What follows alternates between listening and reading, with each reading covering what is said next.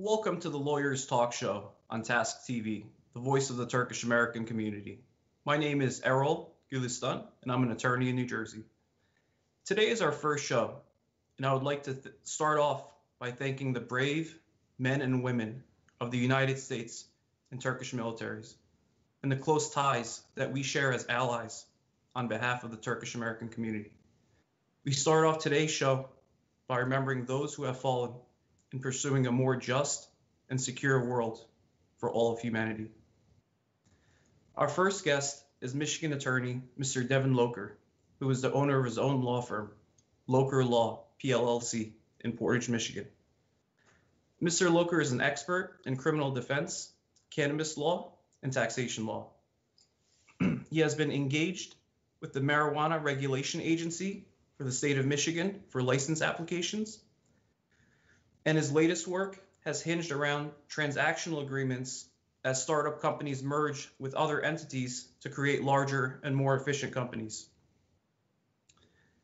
He has attended numerous town hall meetings across the state of Michigan to discuss opting in with great success regionally. He worked with MI Legalize and regulate marijuana like alcohol to get adult recreational cannabis use legalized in Michigan in 2018.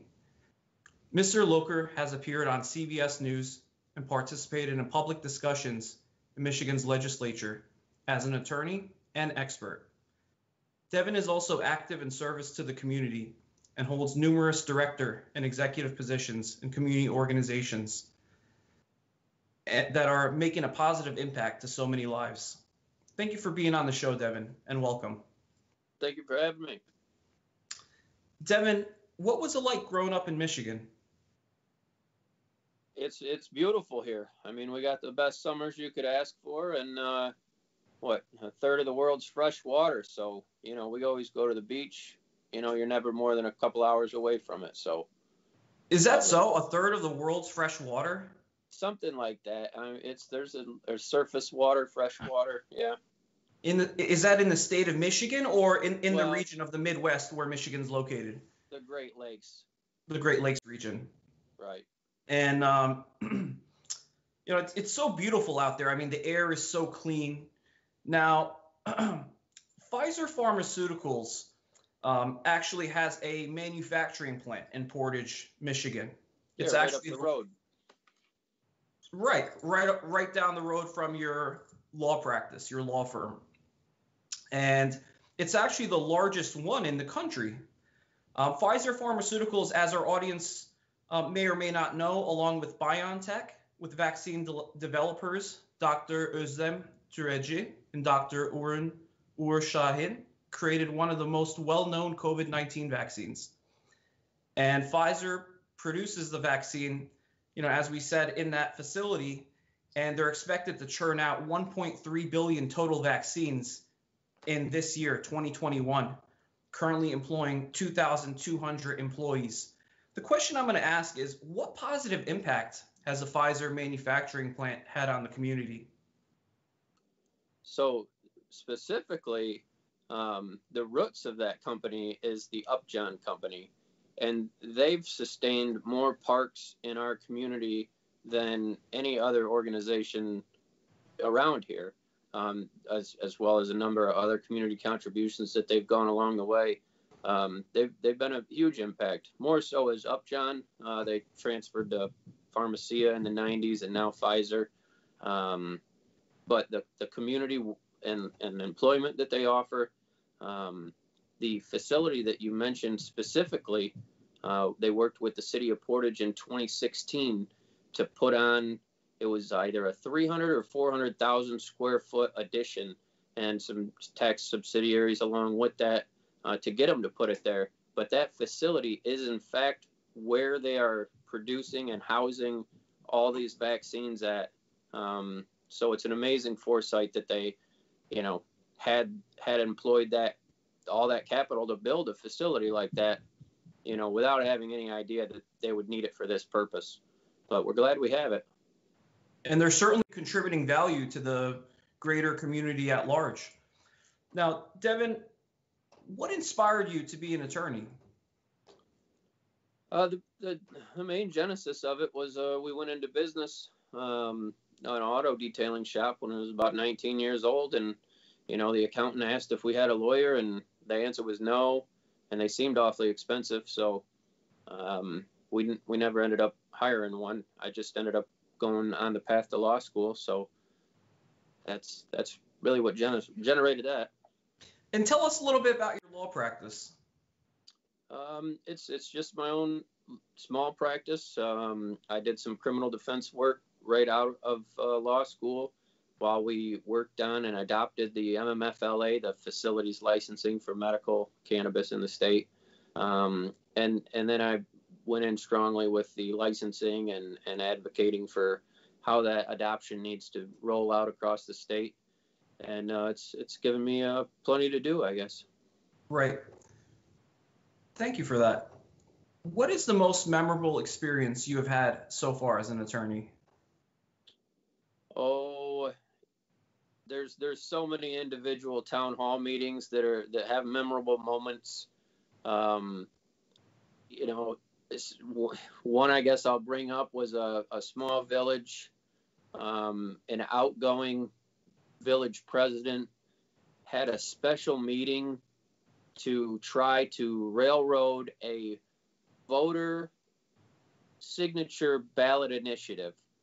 They collected the signatures to get recreational on their local ballot, and he wanted a special meeting with the township attorney to fight off this from even being put to a vote. And it was one of those times where you see and feel democracy under siege. The forces of power that are in power that don't want to allow for whatever change they may fear. It's an impressive pushback that they can mount. It was a fortunate situation where democracy prevailed. The president didn't even get any support from his whole council, including several that were like-minded with him. But when it came down to it, there was 40 locals saying, just let them vote. I mean, at the end of the day, that's democracy winning right there. So I guess sooner or later, democracy does win in the very end. So as long as people keep up the fight for it, it's a fickle thing we have. Keep up the fight for it and adhere to the principles of what makes this country great. And unity is certainly at the heart of that.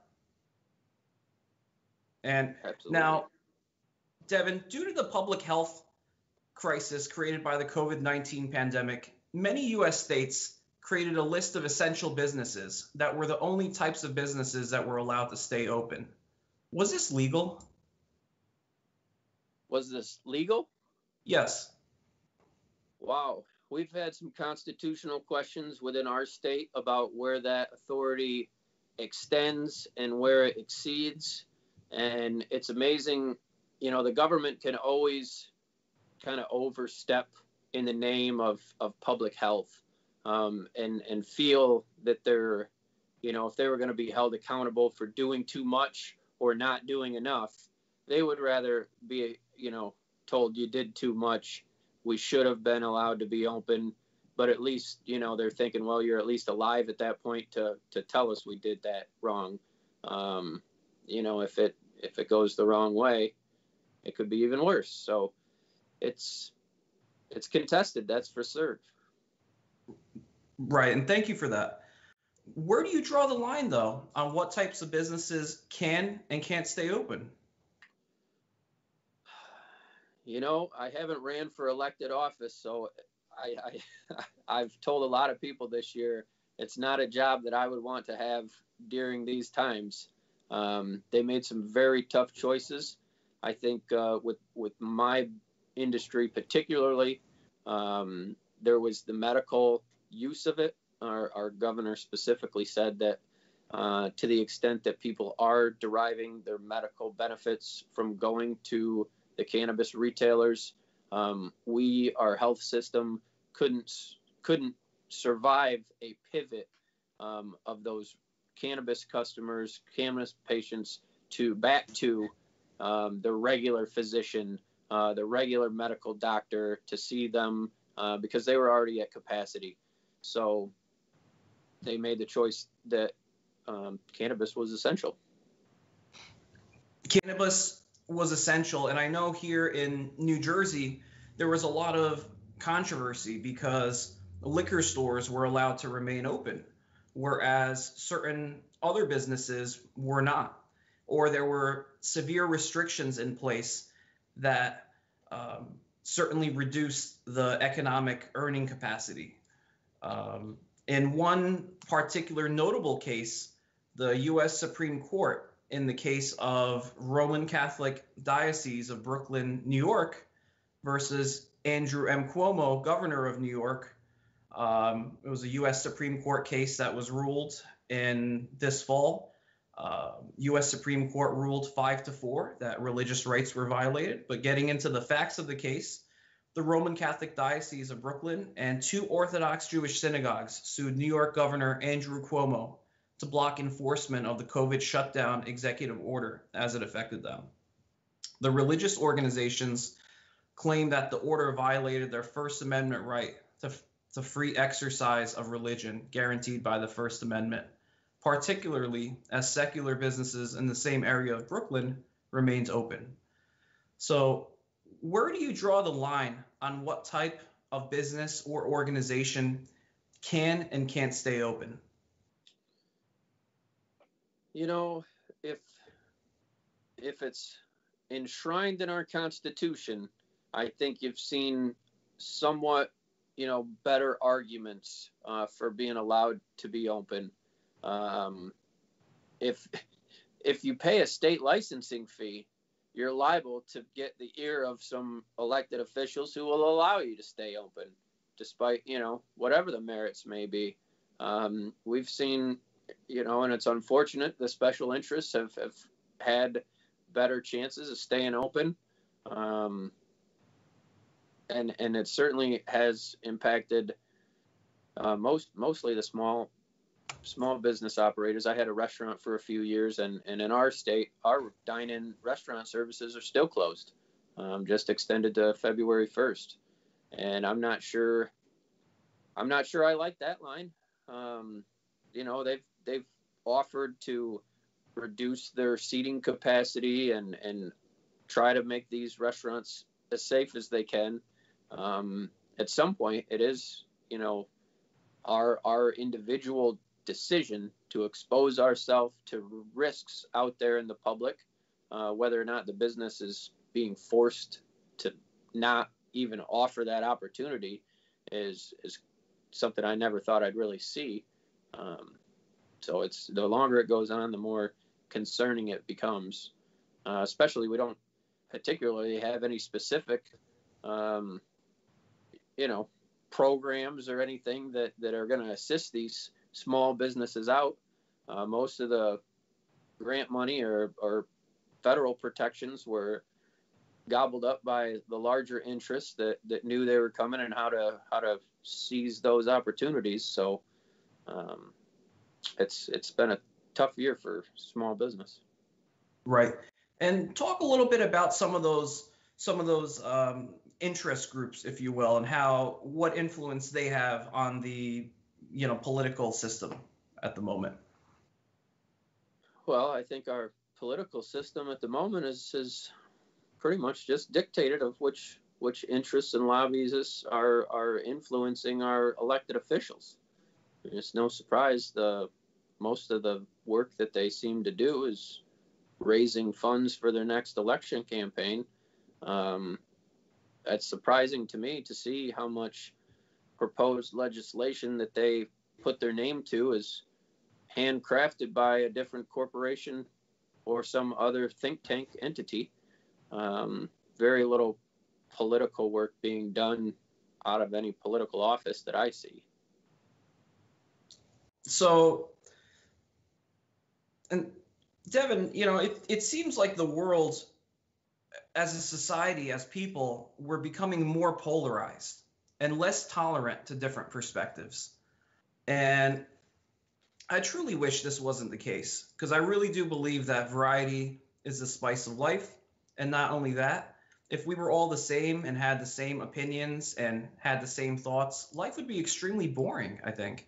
I think it's nice that we have people that have differing perspectives. It's great that we do have different opinions, and I think we have to be a little bit more tolerant. Now, social media companies and the rise of different technologies, they've been praised both for the technological innovation aspects and for helping people, especially the social media companies, helping people to connect, especially diasporas connect in ways never before thought possible. However, in recent years, criticism of social media companies has been ramped up all over society for various reasons. Some argue that it is having a polarizing impact on society in a detrimental way. And then there are those who will say traditional social media companies are silencing conservative voices. What role does social media have on the polarization of society? Well, I certainly agree with some of the later sentiments that are coming out with regard to really the anxiety and depression in teens and the isolation that social media, in fact, is leading to. The original interconnectivity was overwhelmingly great and a huge stride as far as being able to stay connected with people distantly.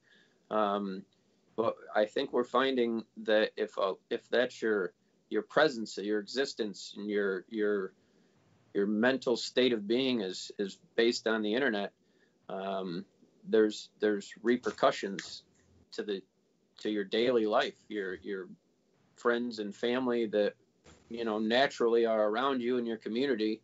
You just have social isolation. They seems like they're out there with a public face online, but you lose that interconnectivity through facial interactions. I mean, 2020 is a virtual year and distance education and Zoom meetings. As an extrovert, it's been very tough. I mean, I look forward to sitting with people during an interview. So it's certainly something to look forward to moving back to, in-person meetings, conferences, and such. Yeah.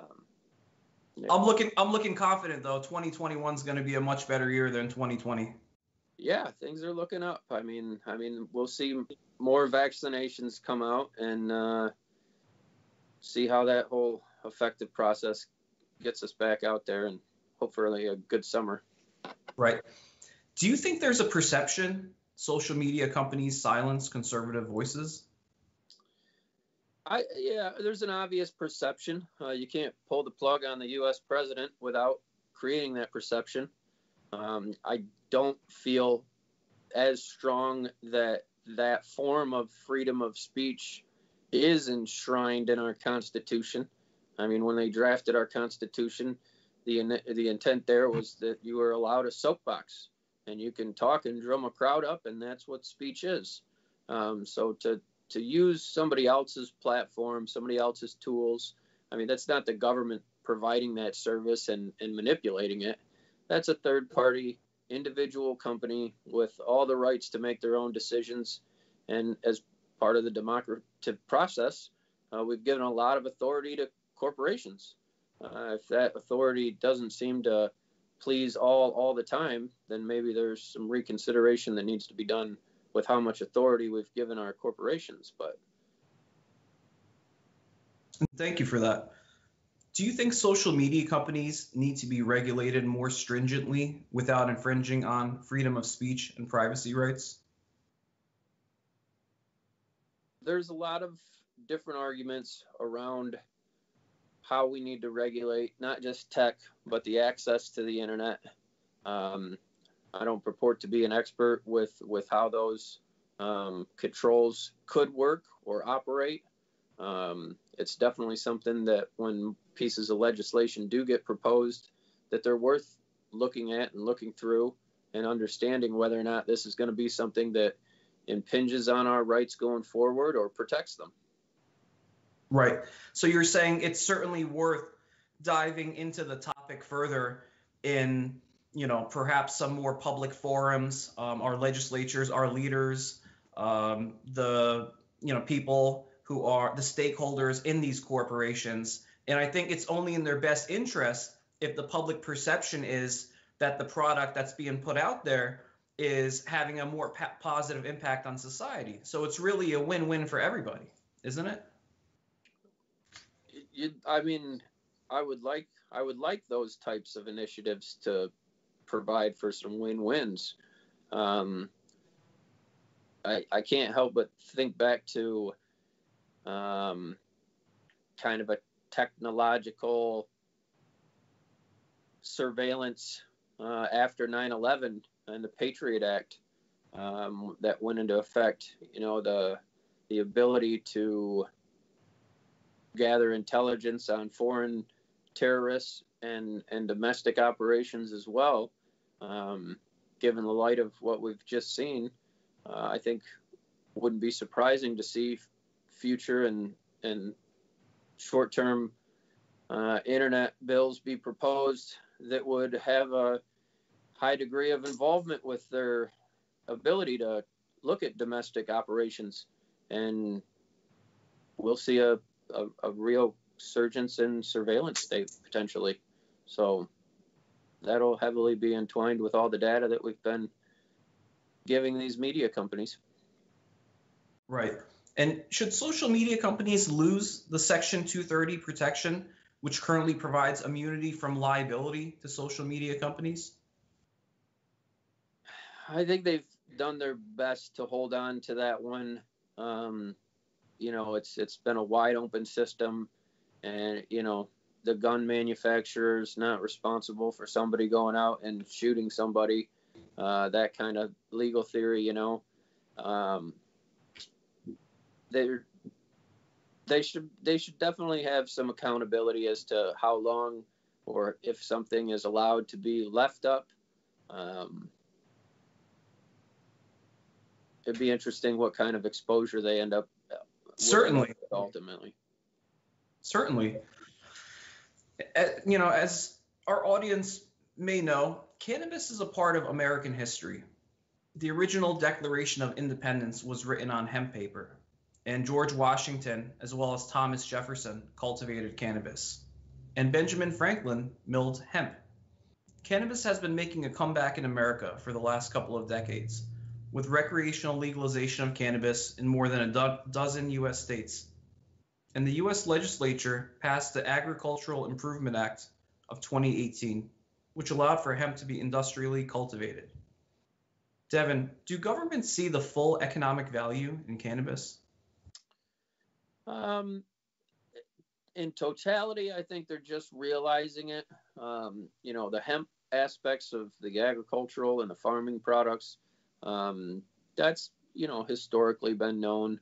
I think it really came to light by way of, savings in the criminal justice system. There's just hundreds of millions of dollars in prosecuting prohibition, and the states have been able to save those funds and reallocate them and then make tax dollars off it too. So it's really not yet been an eye-opening experience yet. Certainly at the local level, they're really tethered to the state or to the tax revenue, and it hasn't been widespread acceptance like you would think.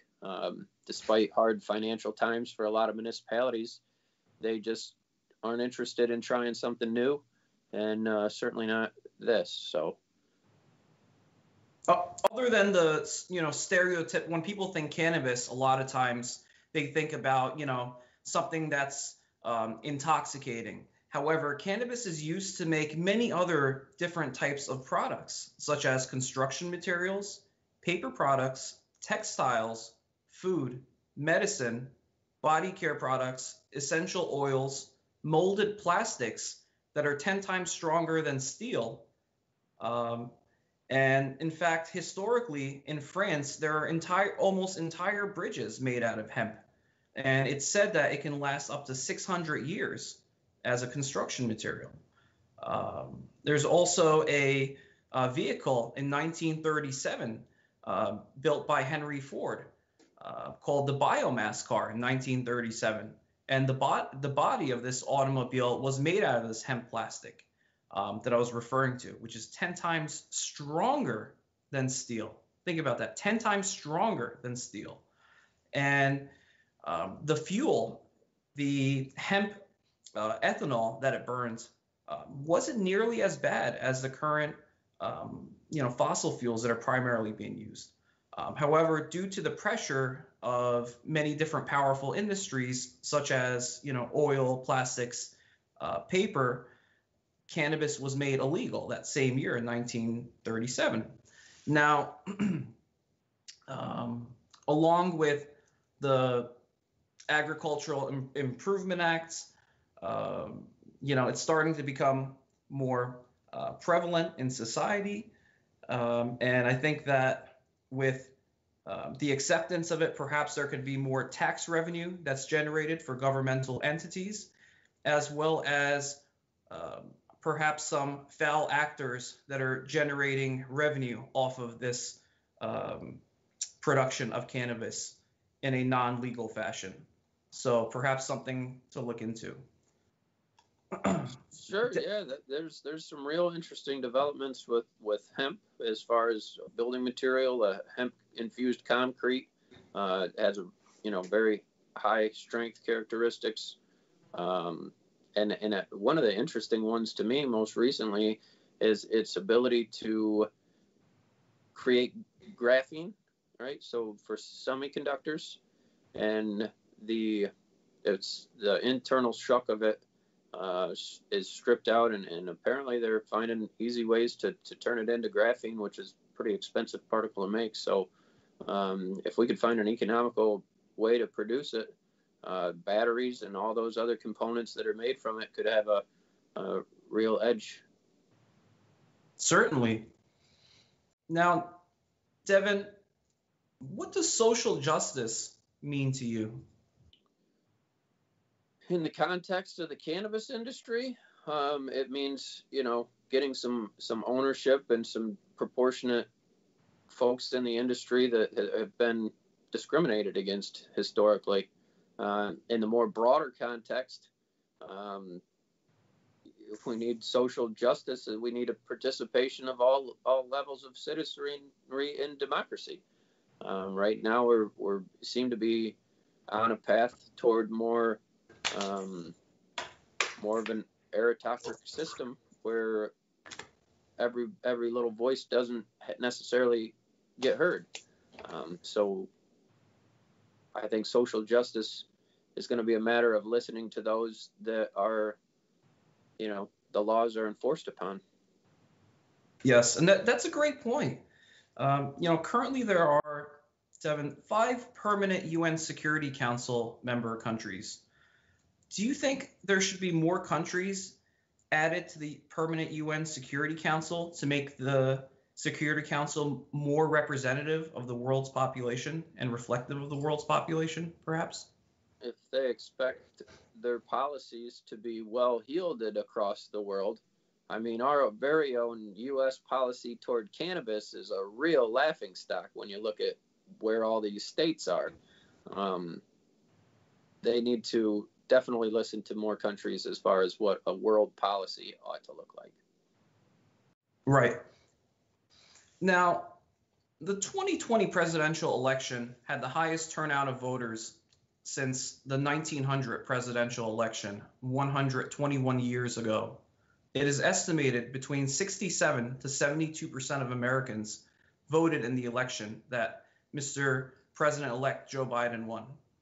In the 1900 election, William McKinley, with Teddy Roosevelt as his vice presidential nominee, defeated William Jennings Bryan to be U.S. president.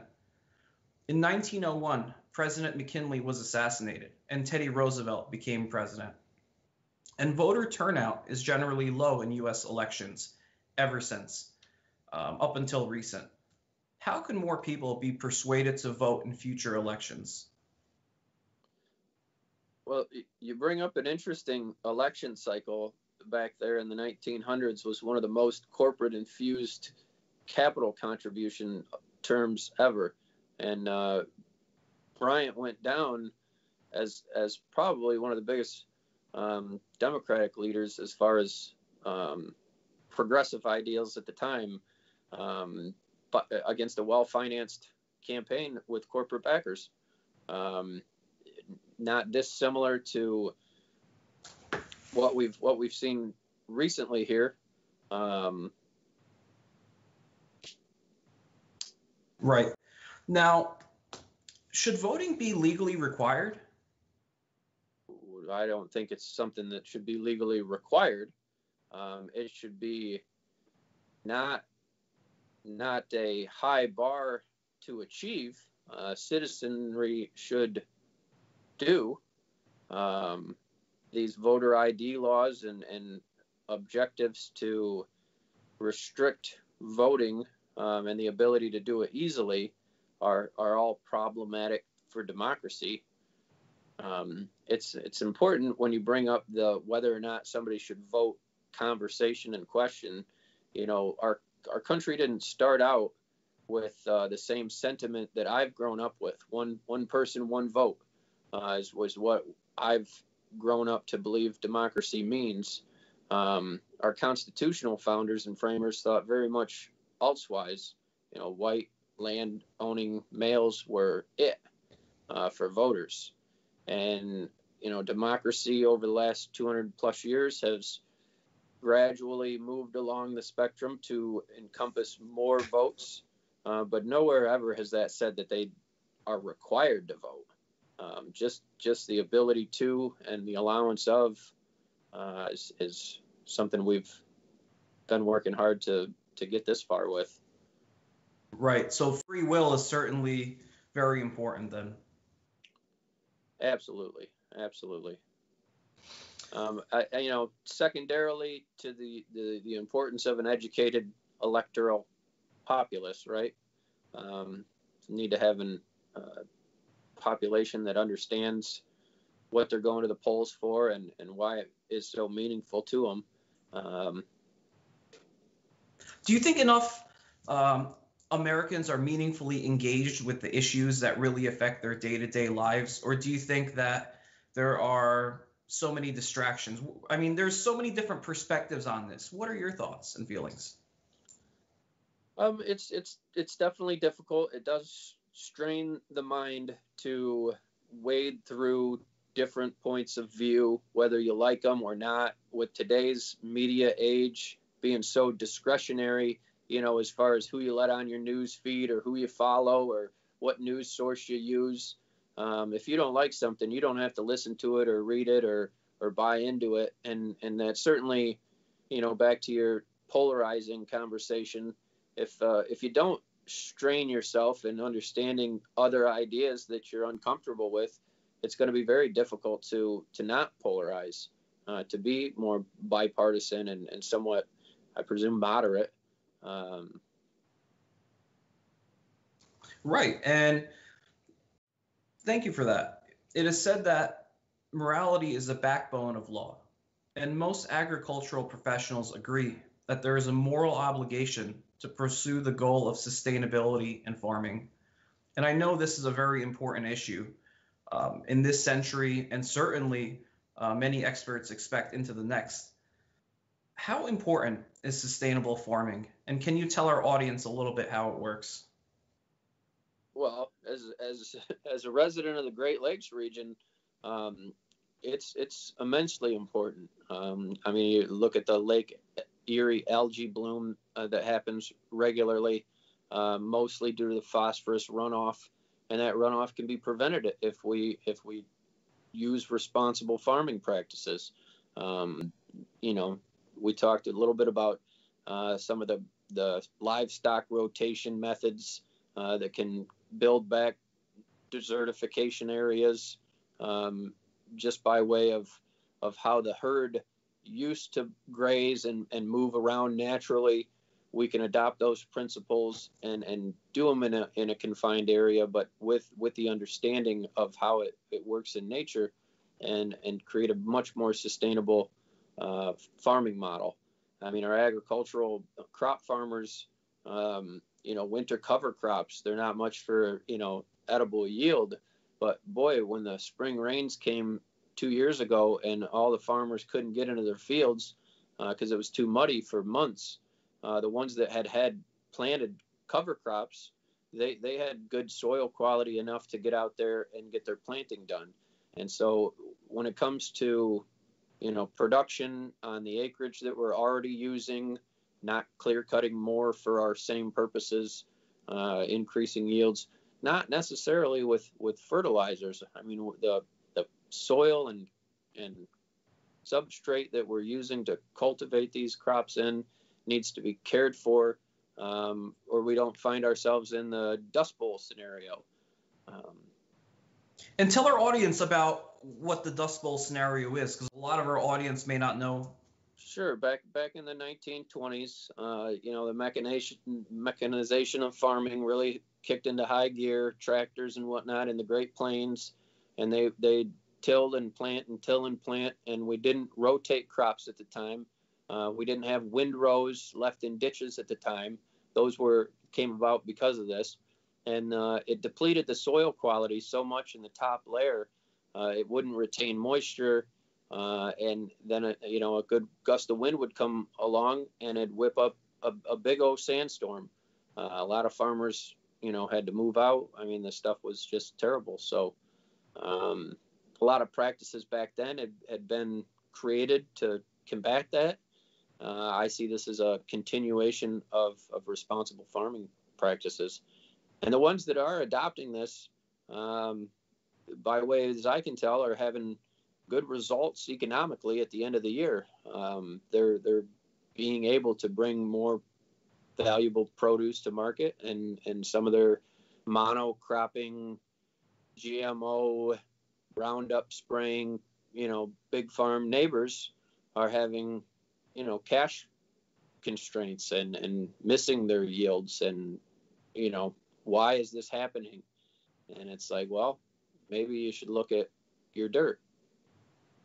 And that just simply comes down to adhering to the principles of science. I mean, sustainable farming is good for business, it sounds like. And essentially what you're describing, the desertification process, when the soil just gets overused and the nutrients get sucked out of it, essentially that soil turns into sand. That's pretty much what that is, isn't it? Yeah, for the most part, yeah. And it's interesting the microclimates that are created with having a green space, right? It retains moisture, so it evaporates more, and then next door you'll get precipitation. And if you don't have that whole system in place, all of a sudden, the Great Plains get dry, we get droughts in the Midwest. And it's so it's important for our whole ecosystem, really. It's, certainly. Another interesting point, I saw just this week an article that Bill Gates is now the largest farmland owner in America. And so when you talk about, intelligent business practices being a smart play in farming, it's no coincidence to see somebody like that stature moving in and teaching these farming practices that we'll need to utilize going forward. Yeah, I mean, it's certainly the beginning of a new era, it appears like, in the world. For an old topic, it certainly has some revelations on the horizon. Certainly. Now, Devin, how important are morals in a healthy society? Well, I mean, at the end of the day, they're the foundation of civilized society. And how we view our morals as a society, what we deem acceptable and taboo, is an important reflection of who we are for the history books. You judge a great society not by the ones on top, but how they treat their worst of citizens. And when you think about how those that need an opportunity are treated, it's an interesting conversation about where we need to go as a country. Yes, certainly. What are the most important morals for citizens to have? As a citizen, I certainly believe that we're a non-violent society. Despite our outward military presence around the world, we're here for peace. We don't seek out violence. We'd like social discourse to be, a debate stage where opposing views can be heard and reasonable accommodations and agreements be made based on facts. Yeah. And certainly what are facts now are becoming more hard to come by. Hard to come by. It's getting blurred. The lines are getting blurred. You might think one thing is a fact one day, the next day turns out to be something completely different. I mean, how do you know what's real and what's not? I think the best way to find out what's real and what's not is to leave your front door and to talk to people face to face. You finally get a sense of how they feel about different subjects, and you get to understand your community at least. Now, whether that extrapolates to the greater world out there, I'm not certain. Certainly, the only other people that you do find out and about are those that also like to be out and about. Those that want to not and be isolationists, they're free to do so in our country. So, would those people be required to vote, if they really chose not to? That's right. I mean, one election cycle several years ago, I took a very libertarian ideology, and I decided that I didn't want to vote for either of them. So I didn't vote for president. And that I would be livid if somebody required me to pick one of the two. I understand. So, Devin, can our government function more effectively for the people while also having our corporate citizens' voices heard as vibrant as it is today, or perhaps more vibrant? Well, I think the soulful corporation, the corporate goodwill, and the consumer demanding better corporate actors could have a beneficial change.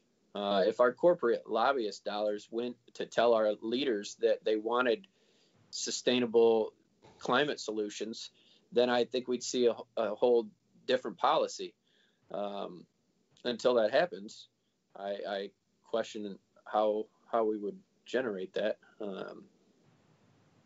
Our corporations certainly have a lot of influence right now. Certainly. Do you think that too much money is being spent on political campaigns at the moment? Well, I think ever since Citizens United gave them that standing to do so, it's tough to say no. There's a lot at play, and it's well infused with capital. I would really like to see a format where more of it is a debate. I mean, as terrible as the last round of debates were, it seems like at least you can have some insight as to what these are. I mean, millions of dollars on attack ads and promo ads that are targeted to specific demographics who are already leaning one way or the other. I mean, it's senseless. I mean, it's propaganda at its worst, and they're throwing more money at it. I mean, where do we draw the line? I mean, it kind of seems $100 million. Just draw it at 100 million. Start there. I don't know. I mean, there's like all sorts of discussion going on right now. I mean, I was just reading a magazine the other day. I think it's called the Trial Lawyer magazine, and there's an article in there about endorsement of pharmaceutical products by all different celebrities. Maroon 5, Adam Levine was there. I mean, there's like a full list of celebrities, singers, actors, social media stars. And now, instead of saying they're, helping, it's a public awareness campaign. And certainly it helps these pharmaceutical companies generate additional revenue. So there's certainly a different format of, how these corporations are functioning and getting their messages across. But I also think that social media also provides an alternative, avenue for a lot of voices to be heard. So now, Devin, what is the most uplifting thing happening in the world at the moment? As a Portage resident, it's tough to move on from us saving the world with a vaccine. That's nice. It definitely is going to give us a boost for 2021. It's despite all the National Guard and tragic looking pictures in our capital, it's nice to see that we are fighting for democracy, that we are moving forward with our experiment. And it will continue to be a democratic society. We've made a lot of progress down those roads over the years, and then we'll continue to see more. So that's hopeful. Yeah. Yes. And Devin, can people with vastly different cultural backgrounds live together peacefully? And how? I sure hope so. I think we're going to have to figure out a way. I mean, this is the great American melting pot. It's our democratic experiment, and we're going to have to find out. I think coming from a region in America that's doesn't have a ton of minorities, there's pockets for sure, but it gives a sense of isolation to our perception of what we are doing as a country. I'd like to see more inclusion. It's this last election cycle has been very trying. I don't like to see white people up in arms. It's a terrifying scenario. There's a broad constituency of Americans that feel like they're losing some of their power and prestige, and I don't necessarily agree with that. I think there's going to be lots of representative voices in our system on both sides of this argument. Regardless of our leader at the time, these are three branches of government that we can rely on here, even if one of them doesn't seem to, function how it should. The others have historically kept us in line. So laws are there for a reason, you're saying. They help to provide the structure and the backbone of society. Yeah. There, it gets to be a very malleable area when we create these laws and we change these laws, and then we expect them to be followed as well. I can see why there's lots of different contentious views. You take how Texas looks at Pennsylvania's voting, and ours ourselves in Michigan. In 2016, we went to the polls. We voted to change how our districts are drawn, to do away with the old gerrymandering of years past. And a similar law like that was adopted in Pennsylvania. These are voter-approved laws that they themselves want. And to see a state, come in and say they were doing their election law differently, and because it was different, it was, purported to be illegal or unconstitutional. They didn't even have standing. They were laughed out. So it's definitely a situation where there's real contention, and it really really needs to be understood that, our election system is made up of the 50 different states, and if one state wants to do it one way, that's how they're saying it, they're going to do it. It's definitely a breeding ground for lawsuits. I mean, I don't know how you get to 60 lawsuits over one election, but they did. Certainly amazing. I mean, now, I mean, with what you said earlier, I really agree with what you said. How we're a country here in the United States of people of vastly different cultural backgrounds, and and we're a melting pot. Same way where my ethnic ancestors, they came from the Ottoman Empire, and same way the Ottoman Empire had a lot of different people of cultural backgrounds, many different ethnicities, different races, and hundreds of years ago, that was an empire where people of those different cultural backgrounds live together peacefully, and it still continues till today in Turkey. Now, Devin, moving on to the next topic, what are the most important factors in maintaining a well-functioning society?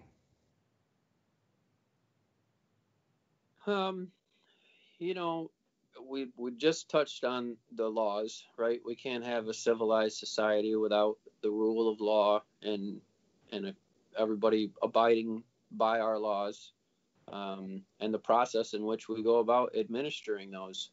So I think we're definitely seeing a real struggle for what's acceptable norms and morals around our country right now. The one beautiful thing about our system is that it's on full display for all to see and watch and judge. I don't think there's much going on in our system that is hidden or shadow government type stuff. I think the discourse and viewpoints that we're struggling over are out there and for the general public to understand, who's coming from which side. Sure. Mm-hmm. And a lot of things that we talked about today involve things that are at the heart of science. How important is science in the world we live in today? I mean, ever since the scientific revolution, we've bought into this system of finding a factual basis for whatever the hypothesis is, and if the science doesn't effectuate the answer, then it's we need to do some more searching. And so we're seeing what we're doing to our world and our climate, the testing and the understanding that we have.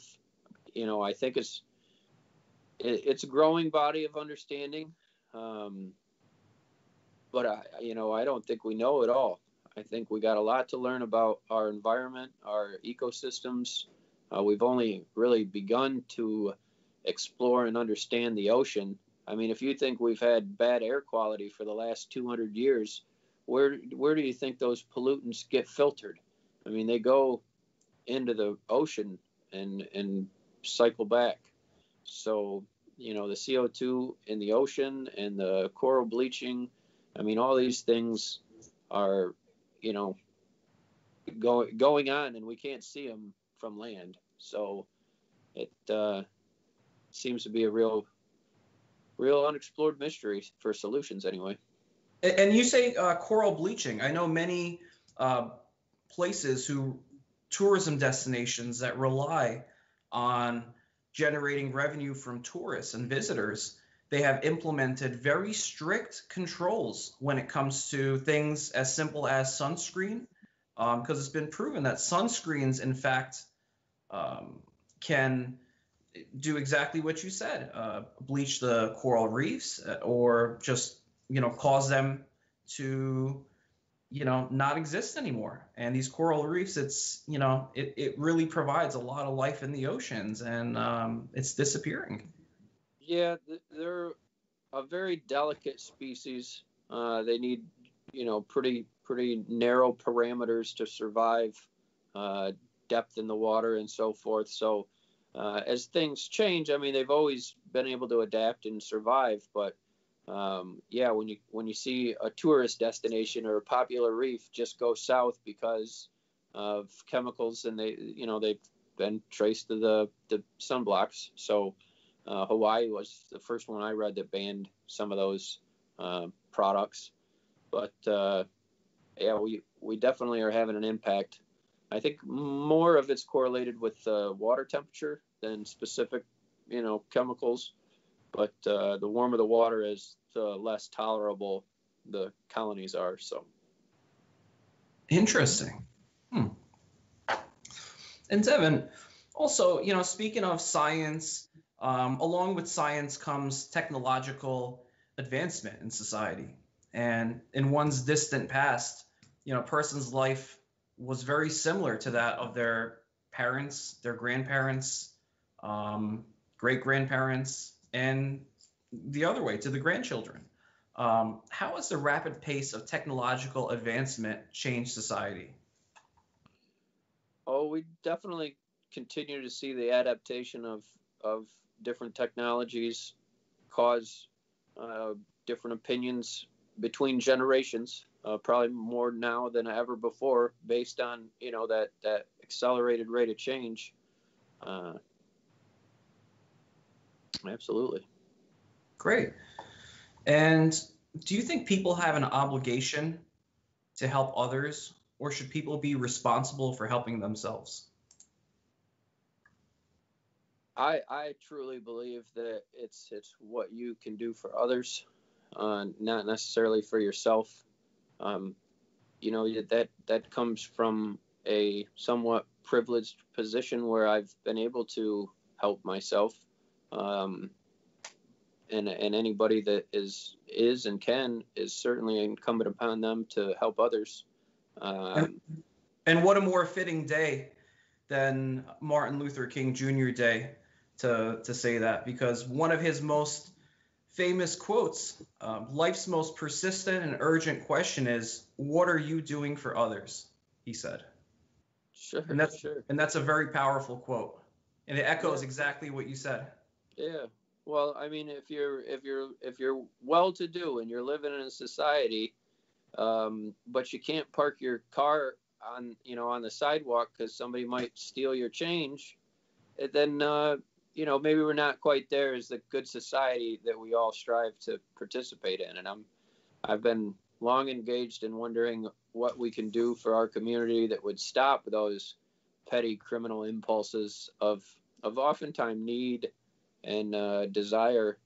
How can we overcome and move on to another, a more prosperous chapter in society?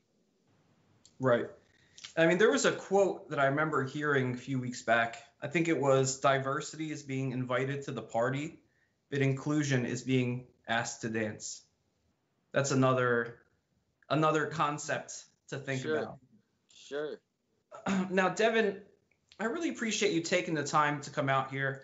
One thing I want to say is, when we were talking about inclusion before, and the topic of, what's important in societies and people of different cultural backgrounds, I couldn't help but think, in my travels to the Midwest, the people of the Midwest and the great state of Michigan, and how pure people are in the Midwest, and how generous and kind.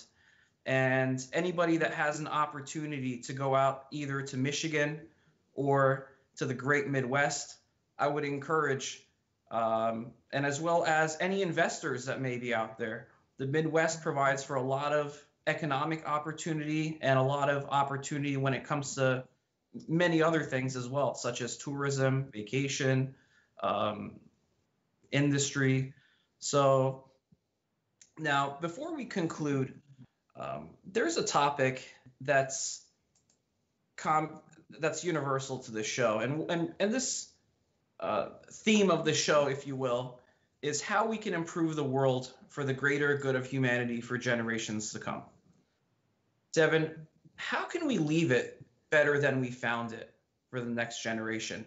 And what do we have to do for a better world for the next generation? Well, I can't help but imagine that it's got to come from a kind place, someplace with love in our heart for our fellows, and doing what needs to be done to provide that clear-cut goal to leave a better place. Sure, the technology's there. Yes, there's lots of people with the desire, and I think with a little faith and love, we could definitely achieve those types of goals. Yes. Now, what message would you like to send to Turkish Americans and to Muslim Americans? Well, for the ones that are coming to America, welcome to your new home. I've always been an encourager of our open system. My grandfather came over in '56 on the Grote de Beer from the Netherlands. So when you talk about the immigration in America, it's not so far removed for myself personally to understand that that's an asset for us. I wouldn't be here without it. Certainly. Devin, thank you for coming on the show today. Thanks for having me, Errol, and tremendous work. I appreciate you having me on. Thank you for the great work you do. And before we conclude, Devin, there's one quote from John Stuart Mill I'm going to ask our audience to consider, which is, "No great improvements in the lot of mankind are possible until a great change takes place in the fundamental constitution of their modes of thought." Thank you for watching the show. See you next time.